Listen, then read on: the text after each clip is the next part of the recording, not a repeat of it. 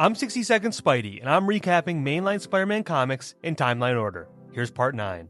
After months of confusion, Norman Osborn finally remembers that he's the Green Goblin and Spider-Man is Peter Parker, and he wants revenge. Norman throws a dinner party at Harry and Peter's apartment to torment Peter, who fakes a fire to get everyone out safely. The Goblin then targets Aunt May, and Spidey gives chase, only to be blasted with mind-altering smoke bombs. Spider-Man overwhelms Goblin with the gas, driving him so insane that he loses his memories again. Seems inhumane, huh?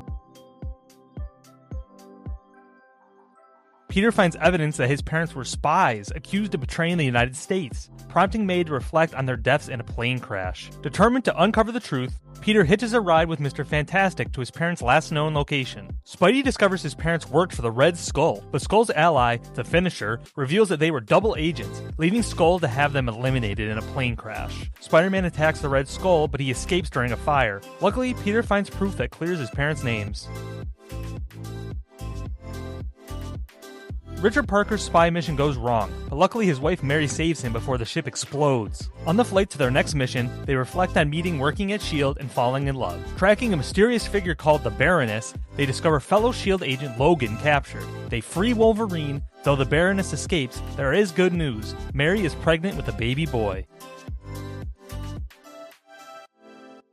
Wilson Fisk, the Kingpin, seeks a magical clay tablet and discovers it's on display at ESU. On campus, Peter meets Randy Robertson, the son of his Daily Bugle co-worker. Randy and other students lead a protest against the school's policies, which Kingpin uses as a distraction. Kingpin breaks into the campus and steals the tablet. Spider-Man fights him but stops to save Randy. Kingpin escapes, but the student protesters are blamed for the crime.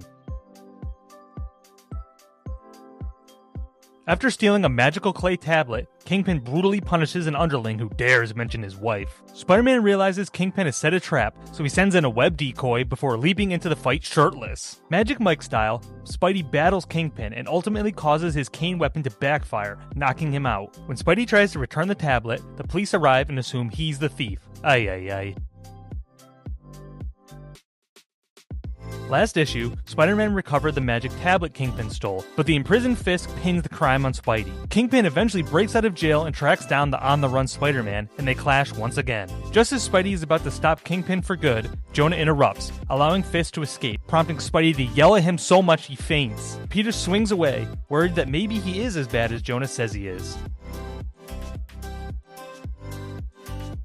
Still stuck with the magic tablet Kingpin framed him for stealing, Spider-Man is targeted by the new hero, Quicksilver. Peter delivers photos to the Bugle that finally clears Spider-Man's name and returns the tablet to the police. Unfortunately, the internet doesn't exist yet, so Quicksilver doesn't get the update. Using his super speed, Quicksilver overwhelms Spider-Man until he's clotheslined, slowing him down long enough to learn Spidey is innocent.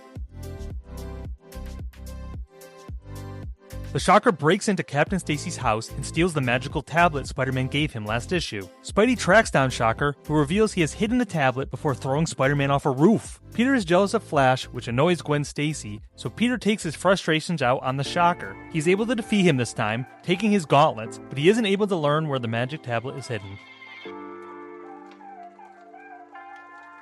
Spider-Man sneaks into the Stacy home to get a lead on where Shocker may have hidden the magic tablet he stole. Unfortunately, Magia soldier Man Mountain Marko has the same lead, so Spider-Man is forced to fight the huge man. Marko eventually finds the tablet hidden in a safe and escapes with it, while Spidey saves the woman he tossed out a window. Marko delivers the magic tablet to the head of the Magia, Silvermane.